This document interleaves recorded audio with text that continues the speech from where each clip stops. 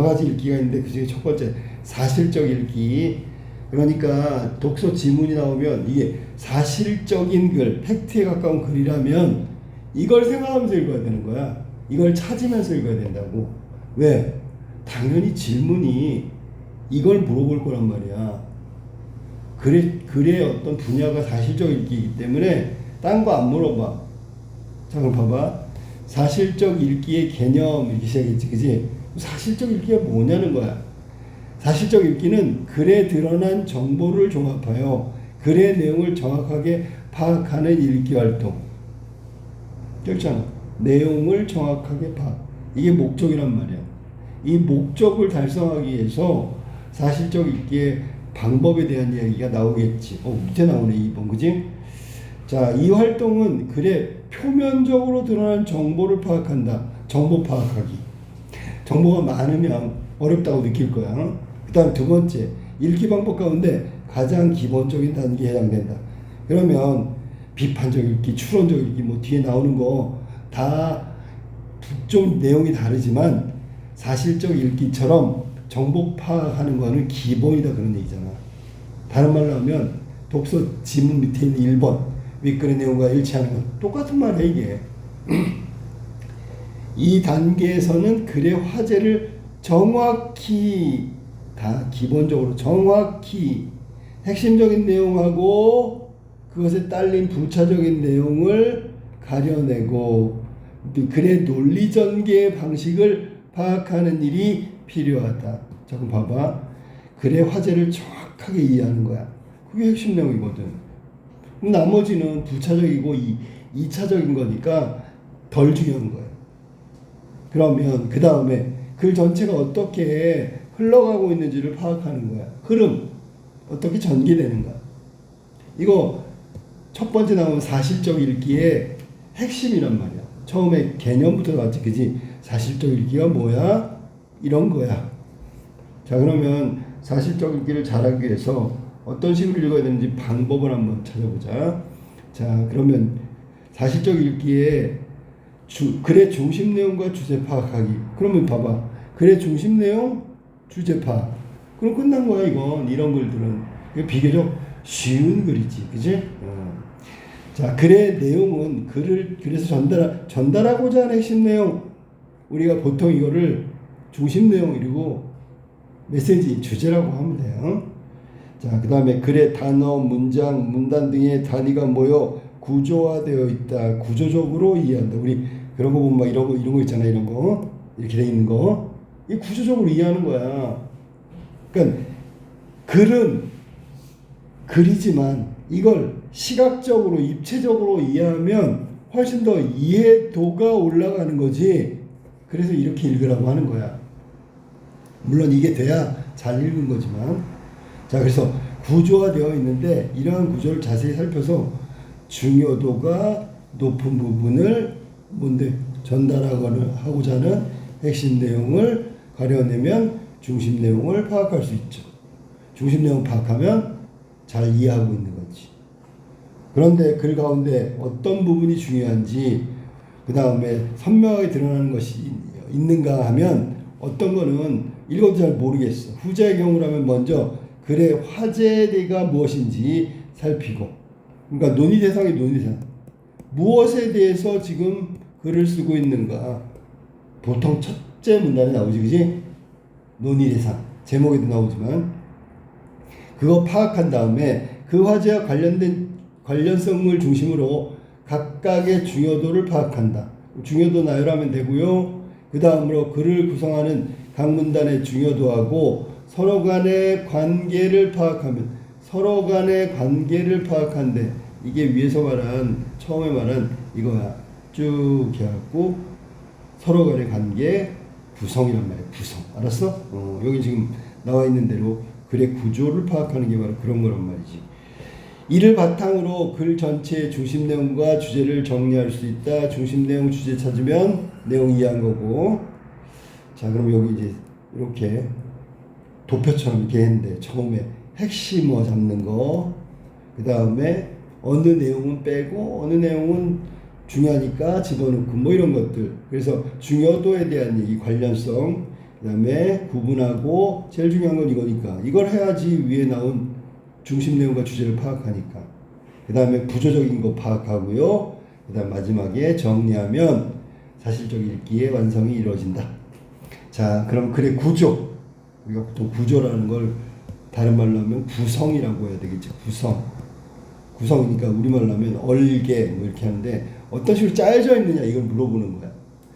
글은 여러 단위가 모여 통일적이고 체계적인 질서를 이룬다. 이 통일적이라는 건 제목의 내용 안에 포함된다는 거야. 그래서 얘가 글의 개념을, 글의 구조가 뭔지를 얘기한 거야. 이루는데 이게 바로 글의 구조죠. 글마다 각각 개성적인 구조를 갖추기 마련이지만 글의 종류에 따라서 유형적인, 대부분 유형적이라는 거예요. 처음 가는데 끝, 서론, 본론, 결론 이런 식으로 거기에다가 보통 맞춰서, 왜냐면 그게 안정적인 체계거든.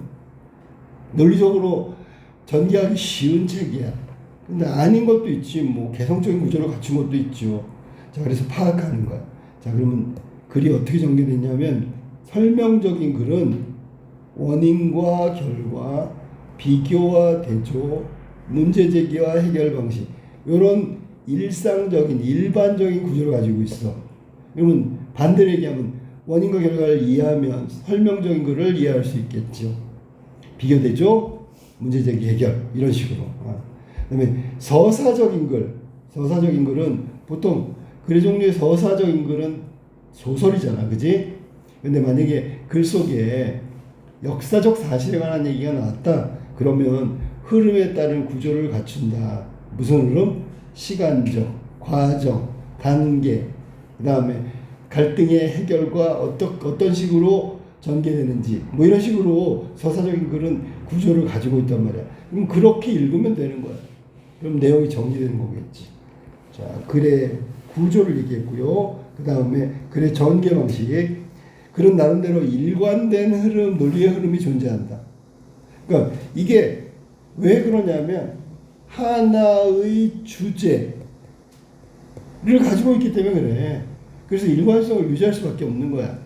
갑자기 다른 얘기가 나오질 않거든. 이걸 글의 전개 방식이라고 하고, 전개 방식은 대체로 글쓴이의 생각의 흐름이 여기서부터 나오지만 때로는 글쓴이가 세운 표현 전략과 관련되기도 한다. 그러니까 내용을 보면서 이게 왜 이런 식으로 표현하고 있지, 이런 식으로 전개하고 있지, 우리가 추론할 수 있죠, 거기서는. 자, 그래서 글에 따라서는 분류, 예시, 정의, 비교, 유추, 서사, 이거를 우리가 내용 전개 방법 이렇게 배워서 설명 방법 이렇게도 얘기하지, 그지?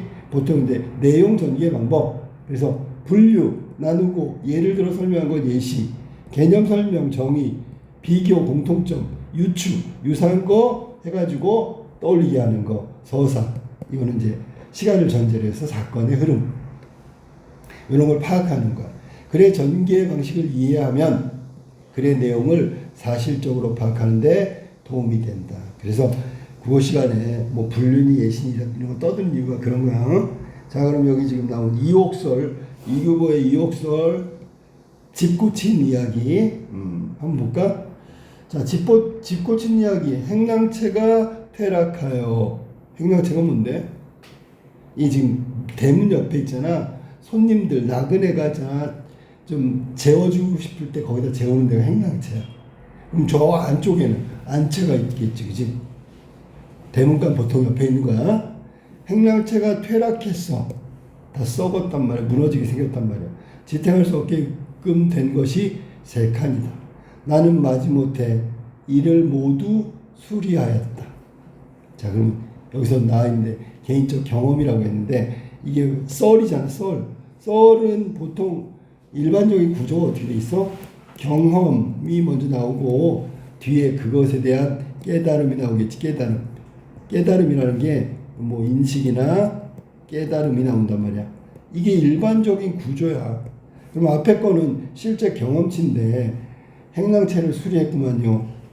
그 중에 두 칸은 앞선 장마에 비가 샌 지 오래되었으나 나는 그것을 알면서도 이럴까 저럴까 망설이다가 손대지 못했어. 두 칸이 지금 샜는데 그것도 오래됐단 말이야. 나머지 한 칸은 비를 맞고 한 번 맞고 샜던 것이라 서둘러 기와를 갈았다. 그러니까 어떻게 보면 옛날에 비가 샌 건 내버려두고 새로 비가 샌 걸 고친 거지, 그지? 근데 뜯어보니까 이번에 수리하려고 보니까 비가 샌 지 오래된 것은 석가래, 추녀, 기둥, 들보가 전부 다 모두 썩어서 못 쓰게 되었던 까닭으로 수리비가 엄청 나왔대. 수리비가 엄청 나왔대. 한 번밖에 비를 맞지 않았던 한 칸의 제목들은, 나무들은 말이지, 완전하여 다시 쓸 수 있었던 까닭으로 그 비용이 많지 않았대. 자, 그러면 이게 경험 중에서 뒤에 인식과 깨달음으로 가게 된 계기가 된 게 뭐냐면, 첫 번째가 이거야. 뭐냐면, 자, 이제 경험을 잘 생각해봐. 손을 대지 못했고 고쳐야 되는데 안 고쳤어. 시기를 놓쳤단 말이야. 그리고 나서 기와를 갈았어. 그러더니 수리비가 엄청 들었네. 이게 나의 경험이야, 경험. 이걸 토대로 해서 뒤에 깨달음이 나온단 말이야. 나는 느낀 것, 이거 봐봐. 이 이해가 바로 행랑채 수리한 거야. 비 맞고 행랑채를 빨리 고치지 않은 두 칸, 이번에 비를 맞고 고치려고 했는데 보니까 결과적으로 수리비가 엄청 나온 건 시기를 놓친 거란 말이야. 그때 고쳤어야 되는 건데. 그때 깨닫는 거야. 행랑채를 수리한 경험을 해서 느낀 것이 있어. 느낀 것, 이게 인식과 깨달음이지. 사람의 몸도 그렇고요. 유추, 나라의 정치도 마찬가지야. 그냥 내버려두면 나중에 손댈 수가 없어. 이게 깨달음이란 말이야. 그리고 이 사람의 몸과 정치는 유추에 해당된단 말이지. 비가 샜는데 안 고쳐서 오래 둬서 수리비가 엄청 나왔는데, 이거랑 유사한 게 바로 내 몸도 마찬가지야. 어디 아파? 나쁘게 됐어? 그럼 고쳐야 되는데 빨리빨리 안 고치니까 그렇고요. 나라의 정치도 막 썩은 무리들이 백성을 좀먹는 무리가 났는데 그대로 내버려두고 오래 두면 고치는데 굉장한 가치가, 즉 대가를 치른다. 이걸 깨달았단 말이야. 봐, 경험을 통한 깨달음. 이게 설의 일반적 구조고 거기를 그대로 따라갔잖아. 이 글은 집을 수리하면서 얻은 깨달음. 수리하면서 얻은 깨달음. 앞에 건 경험이고 뒤에는 인식이지. 경험과 인식. 다른 대상의 확장, 사람의 몸도 그렇고요. 나라의 정치도 마찬가지. 이 글의 집 수리하는 일에서 얻은 사유 그냥 보통 생각이지. 사람과 몸, 사람의 몸, 나라의 정치도 마찬가지로 적용할 수 있다. 유추의 설명 방법, 서술 방법을 활용해서 논리적인 전개를 한 그림을 이해한다면 내용과 주제를 쉽게 정리할 수 있다. 즉, 글쓴이가 말하려는 것은 집이 아니라, 집을 얘기하고 있지만 표면적으로는 집이지만 실제로는 나라에 관한 것이다, 정치에 관한 것이다 라고 우리는 이해할 수 있지. 이를 바탕으로 이 글은 결론적으로 얘기하면 나라를 바로잡는 법에 대해서 논한 것임을 알 수 있다. 이게 전달하는 주제고 메시지야. 알았니? 이거 파악해야지. 집 고쳤네? 수리비 많이 들었네? 그게 중요한 게 아니란 말이야. 그러니까 표면적인 거하고 이면적인 거, 속에 있는 걸 전달하고 싶은 거야. 설은 항상. 그게 일반적인 경험과 그 다음에 생각이고 사유 확장이고, 그 다음에 여기서는 특히 유추의 방법으로 집을 고치는 것은 시기를 놓치면 막대한 수리 비용이 드는 것처럼 나라도 마찬가지다. 좀 먹는 머리들 빨리빨리 처리하지 않으면 막대한 대가를 치른다. 이거를 전달하고자 하는 게 메시지란 말이야. 자, 사실적 읽기 커피 이야기로 넘어갈게.